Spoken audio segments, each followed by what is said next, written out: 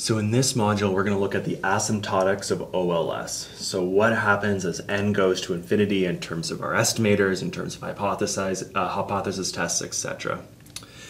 So in our module on hypothesis testing,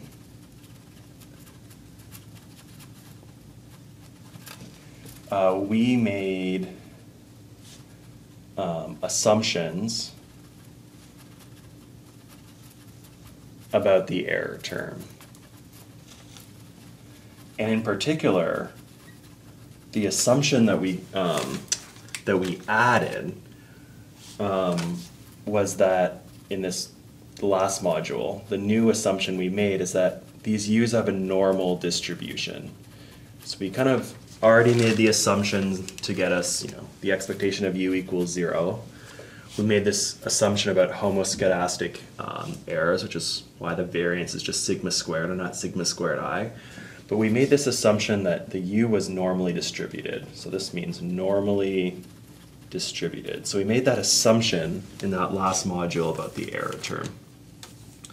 And so this assumption, this normality assumption, the normality of the error term assumption, was what allowed us to derive the exact distributions of our OLS estimators.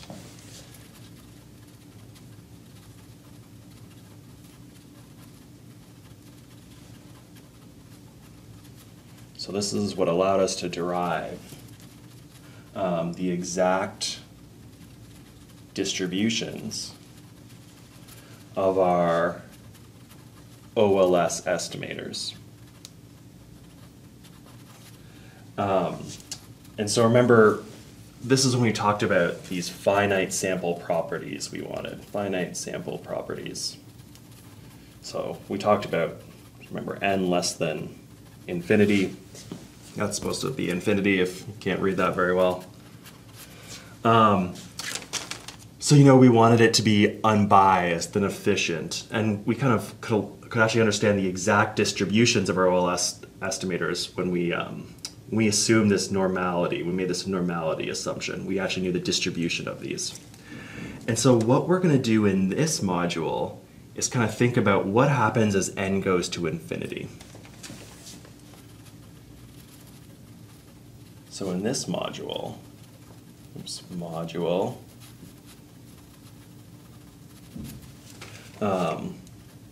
we want to look at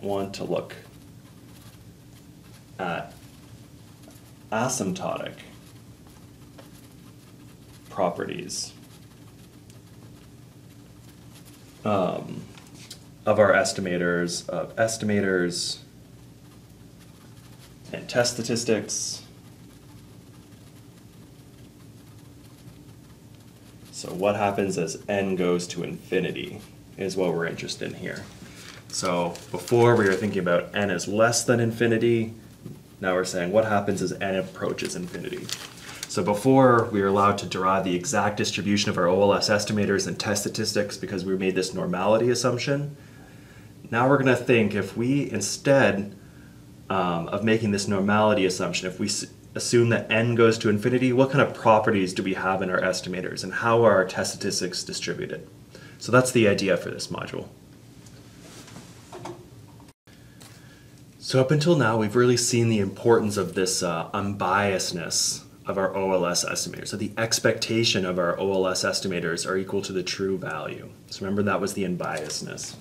So we saw the importance of unbiasedness.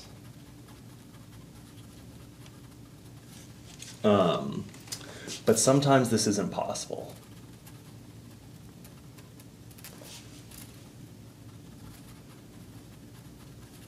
Not that it's impossible to see the importance of unbiasedness, but sometimes unbiasedness is impossible to have in an estimator, is what I mean by that. So if you remember, and I'll do this in a different color, in the appendix, when we covered the review of stats,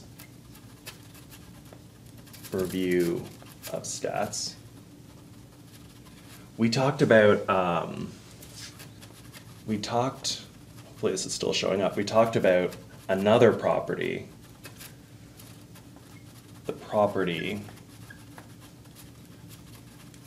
of consistency.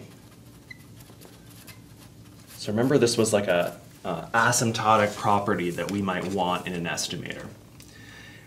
And we kind of briefly talked about this in that review of stats module. And we kind of talked about it with respect to the mean. Now we can think about applying that to our OLS estimators.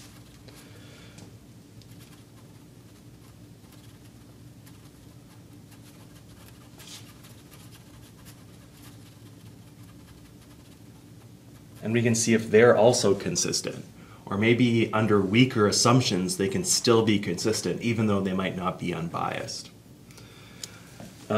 Again, we're going to consider consistency. Consider consistency. The minimum requirement of an estimator.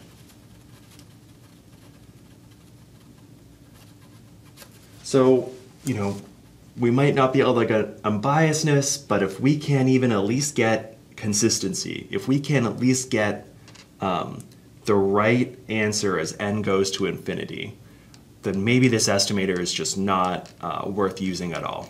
So this is going to be the minimum requirement of an estimator. We need it to be consistent at a minimum. So consistency is the minimum requirement of an estimator. So under assumption, let's talk about the assumptions under which we're going to get consistent estimators in terms of our OLS estimators. So under assumptions, 1 to 4, and let's write them down. Linear in parameters.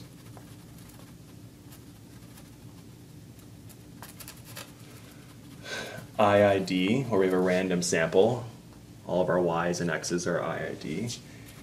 The third is at some variation in x. If we have a single, it's a simple regression. Otherwise, we needed no perfect multicollinearity. So it depends on what our scenario is, which one of these we need. And the fourth assumption, this big one, the expectation of u given all the x's, if there are more than one, let's say there's k of them, this assumption equals 0. Remember, this was a big assumption that was failing a lot, and that was getting that omitted variable bias. But under these 4 assumptions, our beta hat j, so any one of these x's, the effects of any one of these x's, the parameters on any one of these x's, is going to approach the true value of beta j for all the j in our regression, so for all the parameters in our regression, as n goes to infinity. So under these assumptions, our OLS estimators are consistent. So what does this mean graphically? We just got to remember back to the appendix. So let's say this is the density of beta hat j. And let's imagine, hopefully these other colors work. And so what's happening is that we have some true value of beta 1, and hopefully it's going to show up, or beta j, I guess, to be consistent. So this is the true value in beta j. And what's happening is that as n goes to infinity, maybe this is, you know, n3, or let's say n1, that's better. Start at 1, makes more sense. So n1, let's say this is the distribution. And then let's say we have a bigger sample. And what's happening is that it's getting more and more concentrated around the true value. And as our n keeps going up, there's more and more density. This whole distribution is collapsing around this true value. And as n actually gets to infinity, this whole distribution will collapse to just a single point. So maybe I'll try to squeeze that in over here. So as n goes to infinity, the distribution of beta hat j of any kind of one of our slope parameters or the intercept for on these x's. So the slopes on the x's or the intercept, beta hat 0. The distribution of these, of our estimated effects becomes more and more concentrated, becomes more and more concentrated.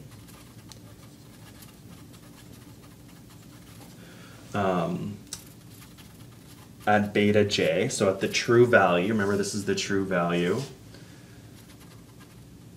until it collapses, until it becomes a single point, until it is a single point.